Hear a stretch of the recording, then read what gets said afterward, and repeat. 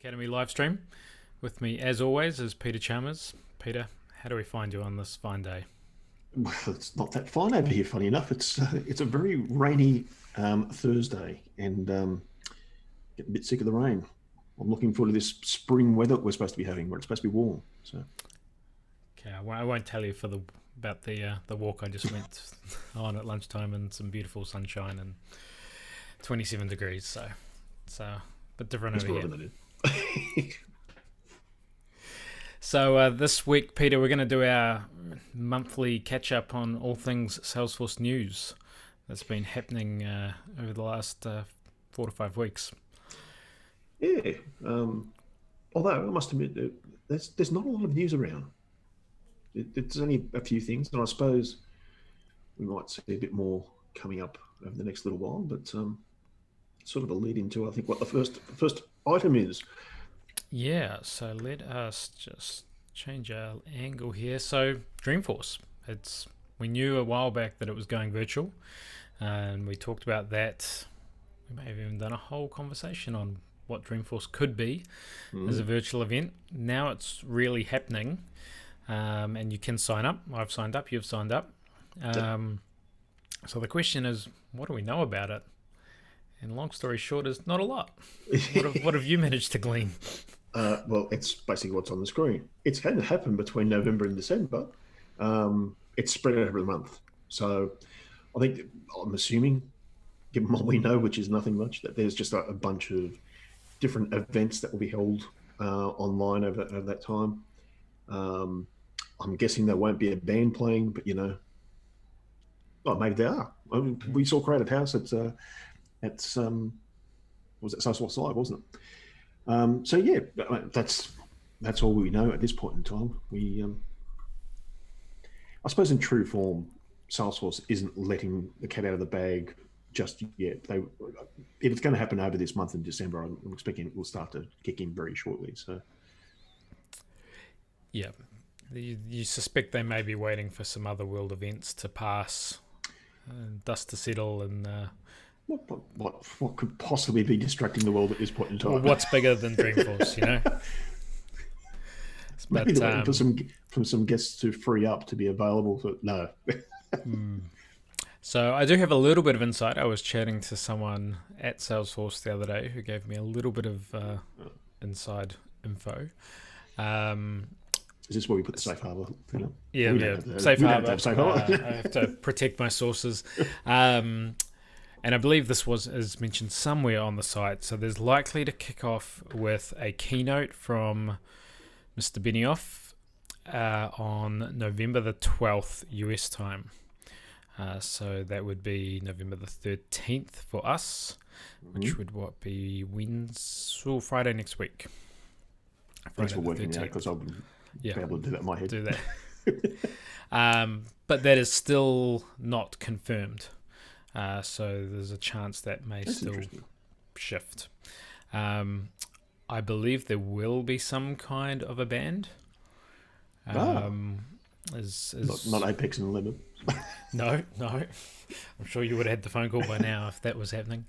But I was told that and I'm blanking now, that they had a very good musical guest or celebrity guest at a recent Salesforce all hands meeting.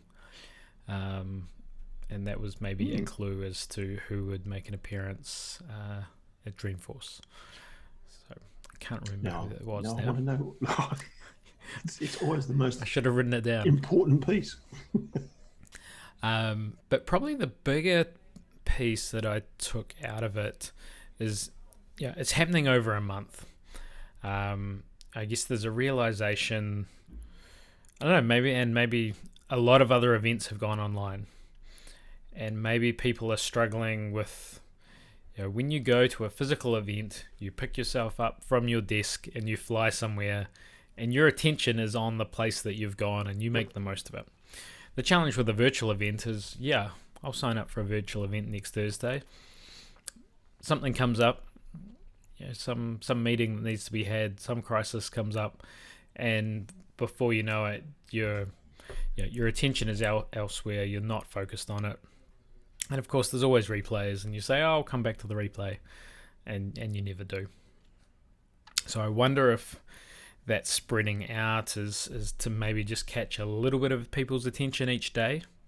Maybe there's just one short session that you want to go to every couple of days. You can easily block out an hour with the right colleagues to take in some content. It's not such a huge commitment if it's spread out over a few weeks. I think also, look, we've seen this just in our normal day-to-day now, that with the amount of online meetings that we have, you get drained through it all. So I think breaking it up and spreading it over that month is a great idea in that regard. And your attention will certainly be a bit more focused. I know, well, from personal experience, I'm now doing multiple things at one time when I'm in front of a screen now, and it's it's distracting at the same time. So hopefully, yes, that might be some of the reason why they're doing what they're doing. Probably also just it's going to be easier for them to organise with the various people that need to present and all that type of stuff as well. So, yep. The other aspect that I heard is that it is likely to be some kind of organisation by industry verticals and the likes, and that certain key customers, where possible, maybe in this part of the world, Salesforce might invite certain key customers to actually come off-site to a space where they would play the playlist of industry vertical sessions, put on some food and other things to give it a bit more of an event feel, just for select key customers. So that could be interesting to see as well. I guess that's the other thing. We're lucky on this side of the globe at the moment that we can do those type of events now. That you can have. It's a smaller gathered event, but still, it's one step closer to getting back to normal, I suppose. Like the idea of it being verticalized, but aligning with what Salesforce is doing as well, means also that you can also tap into the things that really you want to see in that regard. One of the things that was always a problem with Dreamforce is the location as well. Running from one end of San Francisco to another was always exciting, but treacherous at times, depending which areas you're in. So again, spreading it will make that easy too. So it's, a bit of a wait and see still. We'll see how that unfolds starting next week. Really, I'm glad they're doing it, but I mean, there was that point not that long ago that it looked like it was not going to happen at all. So it's good to see that the event's still happening. So, well, we will learn more. I guess now that we've signed up, we'll both be flooded with probably a few emails in the lead up. So one of the things I noticed when I signed up, the registration code is a sequential code. It's the number of people that have registered, I think, from about 3 years ago, and it's now in the 1.5 millions that have registered. So, yeah. Interesting. Right. Shall we move on to our second story of the day in this light news month? So Microsoft has announced that they have built a Microsoft Teams integration for Sales and Service Cloud. So this, and I've read another article about this from an independent source, which of course references Slack, Microsoft Teams competitor, which naturally isn't mentioned in this post. But the functionality is largely the same in terms of what this enables you to do. But there's obviously, and some of our customers fall in this boat, some customers that are very much on the Microsoft stack, up and down, and so Teams is the way that they have gone in recent times. So if I bring this kind of screenshot up here, you basically bring some context into Teams. If you need to link to a record, for example, I could message you and say, Peter, can you please convert this lead? And you get all the context of who that record is and a quick link that takes you directly to Salesforce to do whatever it is you need to do. So those kinds of things, reasonably straightforward, but then being able to get into the next level deep on a record and see all the detail, all the fields, the chatter, the activity, the related records, and sort of get it's almost, I guess, the mobile view in a way. I'm sure there's some smarts that they've done, particularly on the screenshot here, to bring all of that in, and I'm sure it would respect all of your page layouts and permissions and all that kind of stuff to kind of bring that record into Teams so that you can work on it where you need to be. So it looks like it's a deeper integration than what Slack is. Because Slack seems to be a bit more superficial, doesn't it? Yeah, I need to dig in again. Slack released version 2 of their integration earlier this year. And I started to look at it in our org. It gives you a little bit more in terms of bringing Slack into Salesforce. So the ability to post a Slack message from a record in Salesforce, but also this ability, certainly closer to this first screenshot, to show a card that represents the highlight fields of a record. Yep. But you've clearly got a much deeper integration here, where you're almost using Lightning out or some technology to bring an entire page layout into a third-party application like this. Ultimately, I think there is merit in these integrations. I think they'll keep evolving. Teams or Slack, these tools seem to be a lot more sticky at the moment. People genuinely live in these apps. I know you and I do. It's just easier. It's easier having conversation in there, isn't it?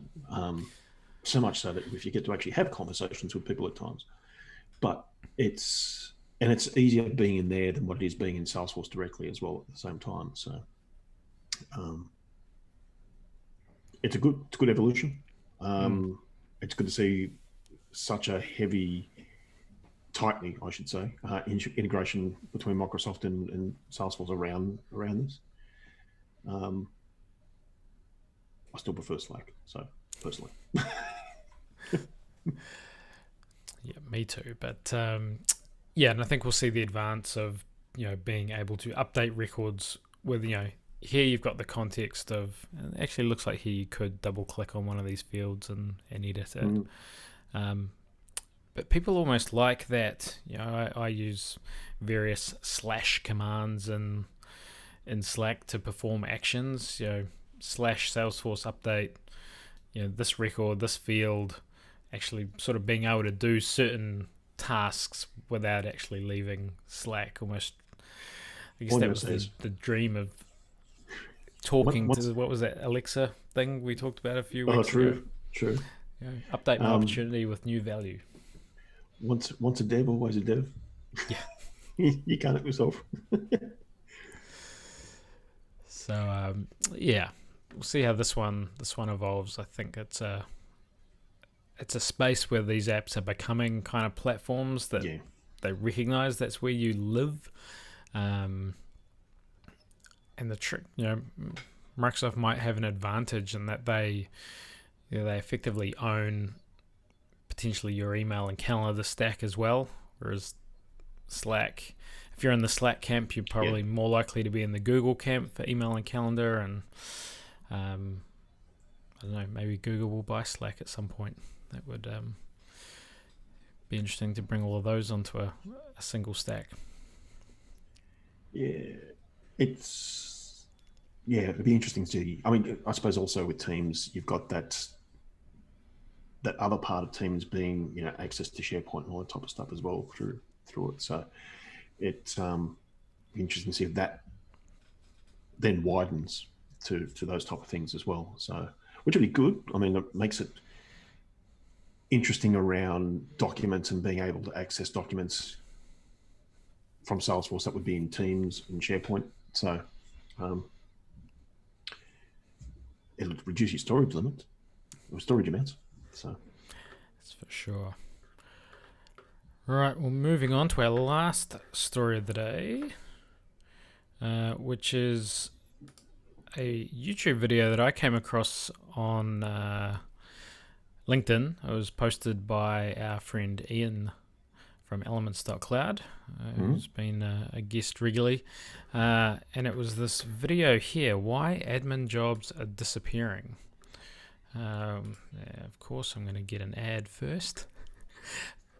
But, it's really going to make me do that. Funny. So, take that off the screen for now. The premise of the video is why admin jobs are disappearing. And as you get into it, and I believe you have, you know of David through the MVP community. Yeah. Well, I met David at the first MVP summit that I went to, and I think it was his first one as well. And it was just one of those moments. It's sort of like, oh, you're David, and oh, you're Peter. And one of the strange things about the MVP community that everyone's awestruck about each other, and it's just a weird situation. So, but yeah, David's a nice guy. He's been doing this stuff for a long time, and it was actually quite interesting watching that video. And what he's talking about there, which is the whole Salesforce admin roles. They seem to be disappearing. Yeah. It's funny. I didn't actually think about it until I watched it, and then I went and Googled it and went to a couple of job sites and went, actually, he's right on the money. Hadn't noticed. Yeah, so it's an interesting evolution, and I guess the spoiler is that essentially what companies are looking for is more than just base admin skills, but more a view to the future and the evolution of the platform, slightly beyond what you might expect of a typical admin, and that ability to really be part of an evolving CRM system, which may require certain aspects of development, more potentially of the point and click variety, but nonetheless the logical thinking skills and likewise that you need to think through and do, as we've talked about before, good solution design, to make sure that what you're building now is not going to get you into trouble 12 months from now. It's easy to create an object in a field and go through that process, but you can quite easily get a data model wrong and pay the price for it. Yeah. I think what we'll see more of that solution architect role and junior solution architects, that type of path coming forward, where part of their role is to, and it's sort of functional consultant sort of slips in there as well. It is to do the point and clicky type of stuff. But I mean, to David's point, there's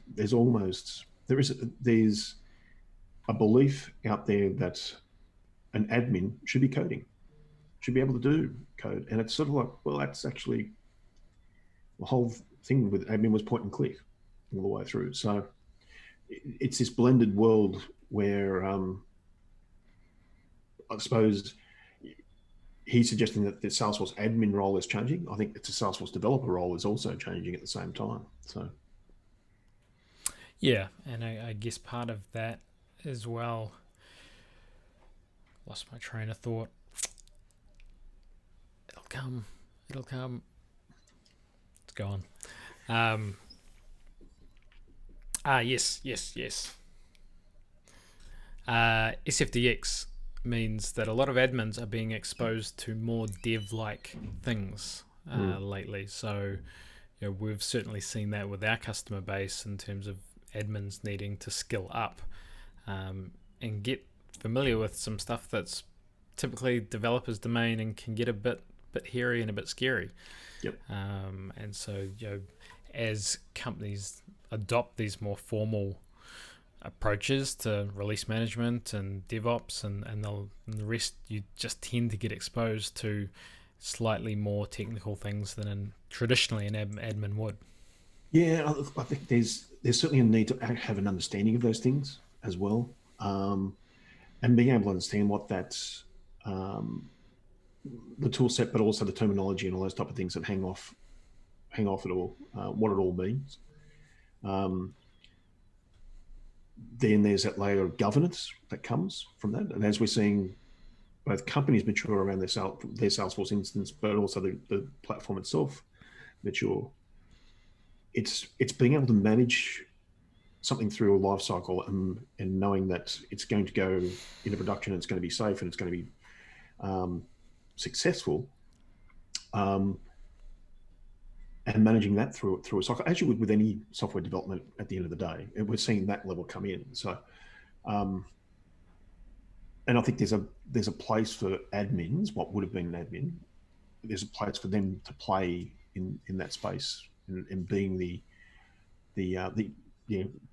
owners of those processes from a governance type of perspective, at least. So, yep, for sure. And while we couldn't talk about this particular topic without mentioning the fact that us here at SFDC Academy have got a program designed for this exact kind of thing. Have we? Oh, what a surprise. So that's really the premise of why we built the coach program, where we have a number of admins that we're working with now, who we take them through those scenarios that they haven't necessarily dealt with before, building complex flows or getting into different parts of the system that perhaps has traditionally been more the developer's domain, but they're looking to, as the point person for their organization, looking for opportunities to advance their career, to skill up, and to get more done in-house without having to go to external parties. So we look forward to continuing to help evolve the admin ecosystem and skill set, so that they can take on this new almost hybrid role. And I think that's one of the good things about the program as well, because it's providing that mentorship to someone. There's a lot of imposter syndrome that goes on in the Salesforce ecosystem, because people have sort of fallen into these roles along the way. And look, I'm one of them that have come from doing point and click stuff to, actually, no, I'm still doing point and click stuff. So yeah, don't use me as an example. But you go and do something, and it's, is this the right thing to do, and all that type of stuff. And the good thing about the academy is that, we're there to bounce things off, and hold your hand as you walk through and do stuff. So it's which you can't get from anywhere else, really. I haven't comparable to any where you can get that anyway. So yeah. Well, on that note, shall we wrap it up for this week? We'll see what news evolves in the next couple of weeks with the Salesforce ecosystem and Dreamforce in particular, and we have potentially a couple of guests lined up for later in November as well. So keep an eye out for those being announced in the next little while. But otherwise, we'll see. Might be a quiet run up to Christmas, other than Dreamforce. I think there'll be plenty of stuff coming out of Dreamforce that we'll be able to talk about as well. So yeah, fingers crossed. Yeah, excellent. But until then, thanks everyone.